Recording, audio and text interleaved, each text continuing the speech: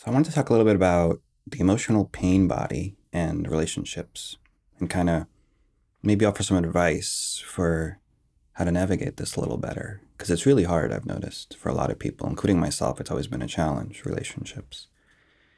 Now, for a lot of you, you might really seek solitude, do retreats, live alone.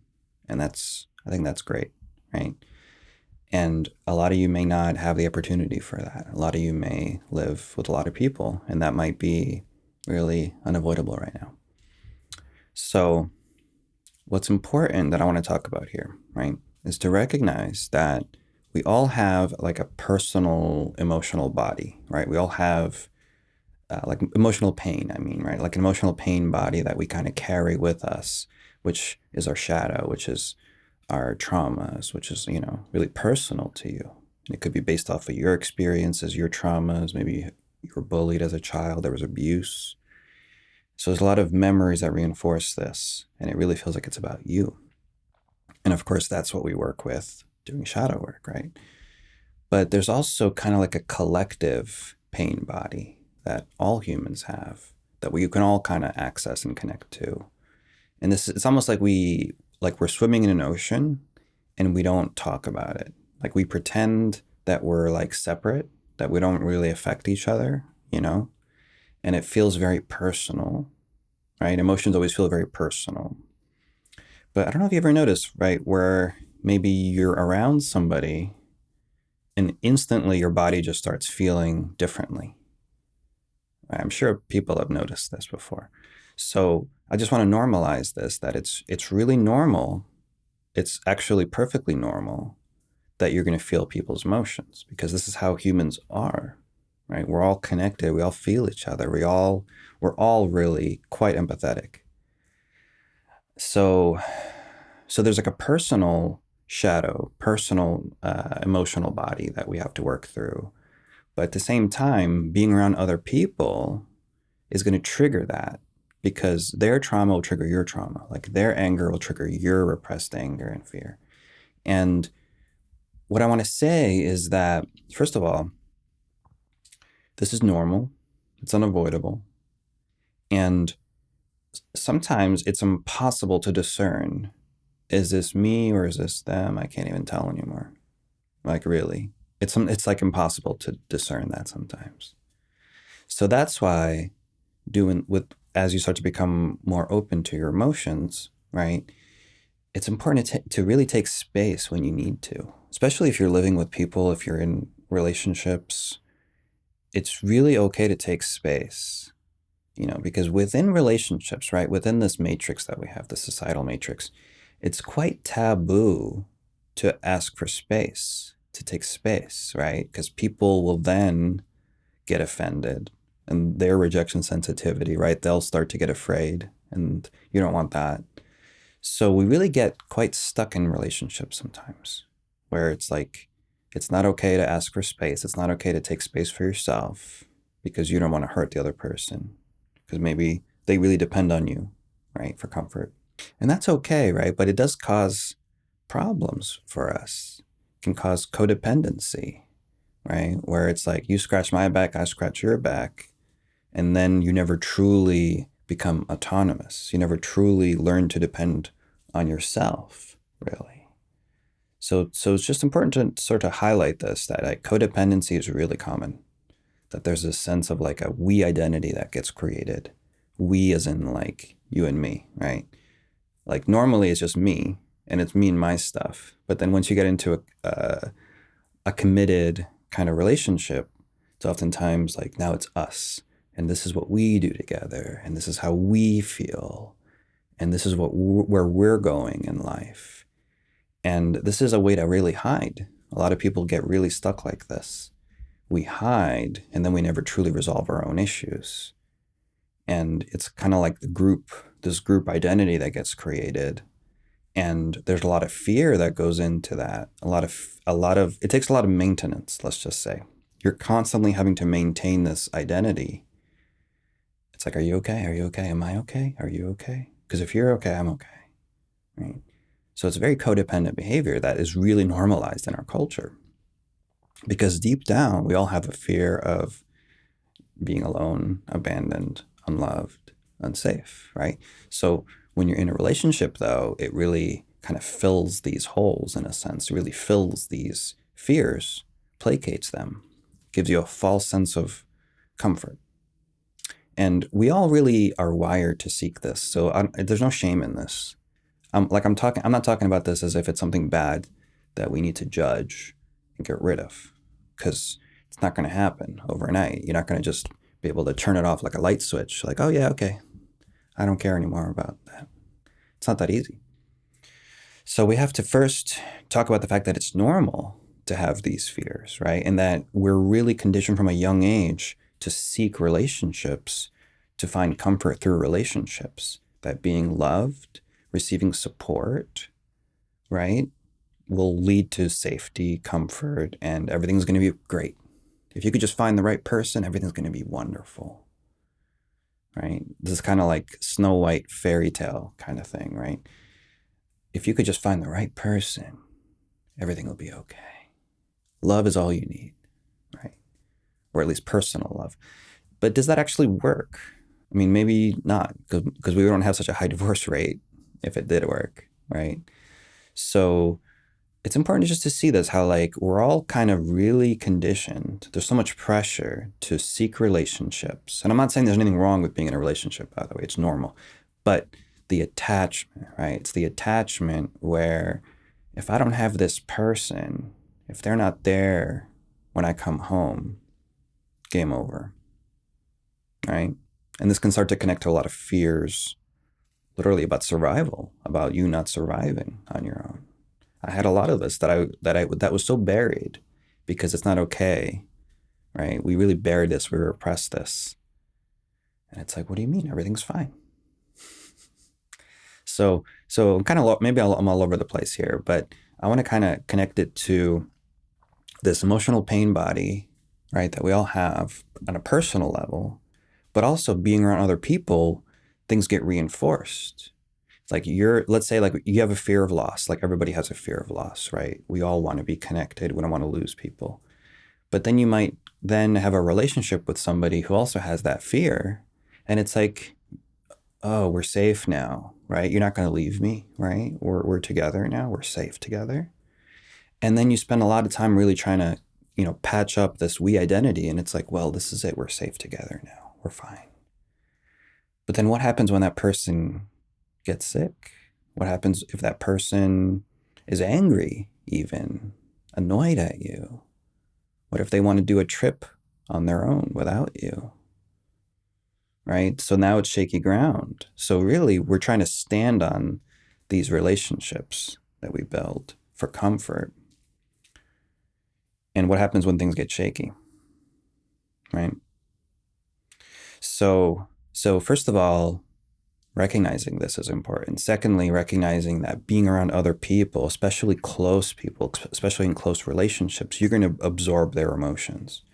And maybe that's even your, I don't say role, but I mean, maybe that's kind of what got reinforced in the relationship, is that you're the one that's digesting emotions for your partner. Because maybe your partner is not okay with anger and you're just kind of digesting that for them, or sadness or something, or fear, right? So it's like, you scratch my back, I scratch your back. So just stay open to this. Like, what kind of codependency is going on here? If that is what's going on. Most people don't really have healthy relationships. We never really have these models for how to be autonomous in relationships. And so coming back to what I was originally saying, right? Setting boundaries. It's okay to set boundaries. It's okay to need space in relationships. And you really want to take space for yourself. Because if you're around the same person every single day and you never spend time on your own, right? What's going to happen? How can you access your deepest fears if those are always being placated by having someone next to you all the time? Right? Like, for instance, if you're afraid of being alone and you're never alone, how are you going to work through that? How are you going to support yourself through that? And how are you going to be okay if that person leaves one day or gets sick or something, right? So taking responsibility for your fears is important. And just recognizing that being in relationships, there's a lot of pressure to act a certain way and to act against your intuition, right? There's a lot of pressure to, like, you know what, I don't really want to go to this thing with my partner, but they really want to go. And they'll get mad if I say no. So I'm going to do it anyway. When maybe what you needed was just to stay home and just be with yourself. Just a kind of an example, right? But we really get stuck in this and it's so reinforced. So basically, working with the emotional pain body means taking responsibility for your emotions. And that means noticing in relationships how things get reinforced and how we really avoid feeling our feelings through relationships. We hide in our relationships a lot and we get really stuck in behaviors that are unconscious, but they're feeding a certain fear that we're not aware of. But through inquiry, you can start to notice that and stay curious to why, like, what is going on here? And why is this so upsetting to me? Why am I so angry about this? Or why am I so sad or upset about this or afraid about this? And what is that emotion trying to protect me from?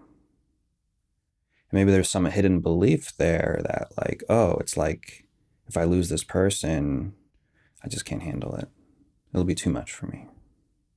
I'll be too overwhelmed. And oh, maybe that's what it is. I don't want to feel that way. Oh, okay. See, now you're supporting yourself. So making room for your fears, naming them, noticing them, and then becoming your own source of safety, really. Because that's what we all need, right? We all need a source of safety, really, but we seek it outside of ourselves.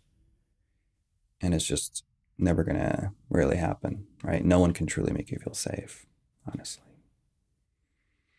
So being around others, even if it's not a close relationship, just noticing that you're going to pick up on people's emotions, right? And it's not your responsibility to digest that, manage that, do something about that.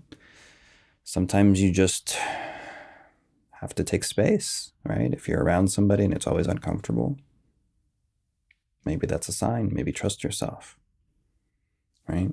Or if you are kind of compulsively drawn to a person and you don't want to spend time alone, that's something else also to look into. Why am I really drawn to this person?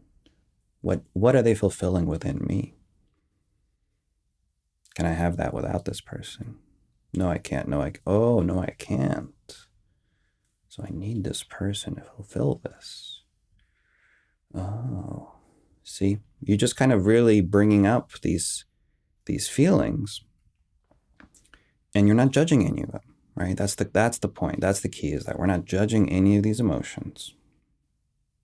We're really honoring them almost because they're really trying to support you, trying to help you.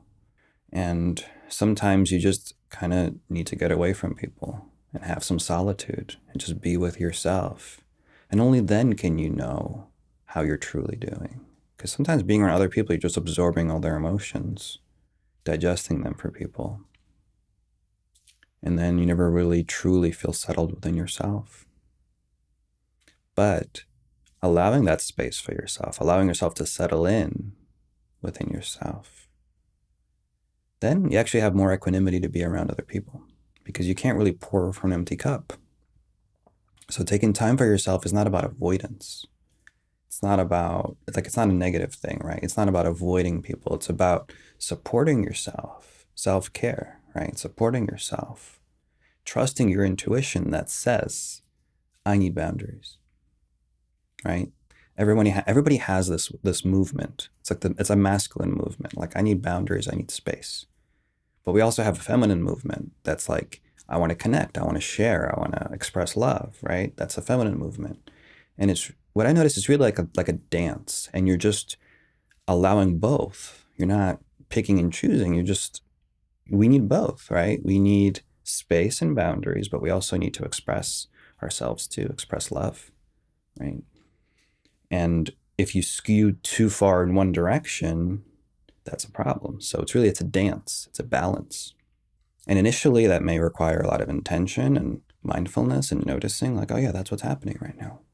I'm skewing too far into this, into the masculine. I keep avoiding everyone. Or maybe it's the feminine. I keep skewing towards connecting with everyone and wanting to be around people all the time because I want to express love or connection. So basically, trusting yourself. Again, it always comes down to this, right? Trusting yourself. And if there's a part of you that needs space, trust that. There's a part of you that wants to connect with others, that's okay too. And if you're ever in a situation where you just don't know if this is your emotion or their emotion and you just don't know what to do about it, again, take space, because if you take space for yourself, right? Even just separating yourself, going for a drive or something, and you start to feel instantly better. Well, now, there you go. Now you know. Even just looking away from a person, because if you look directly at a person, you're going to feel them. Sometimes even just looking away, you notice a difference. But especially leaving the space, that'll really tell you, okay, wow, I feel completely better now. Maybe that wasn't my emotion. Maybe, like it wasn't my stuff, really. And it's okay to not want to feel that way. That's something that you can notice in the moment is I really don't want to feel this way. But you can notice how your mind will make it about you, really. Oh, this is me. And now I have to do something about this. This is my anger, or this is my fear, and I have to do something about this. Maybe you don't. Maybe you just have to acknowledge, okay, there's fear here. I don't want to feel that way. Well, could it be from the environment? Could it be something energetic, just in the air almost? Oh, maybe it's that person over there. Oh, okay. So stay open, and you might really start to notice just how interconnected we are as humans. But that doesn't mean that you're responsible for every emotion that you feel, especially in a group environment. So setting boundaries sometimes really just means leaving. That's it, right? Allowing for some change to happen and trusting that it's okay, that that's okay. Maybe that's exactly what's needed to happen, right? Because you're not responsible for everything that you feel. It's not always you.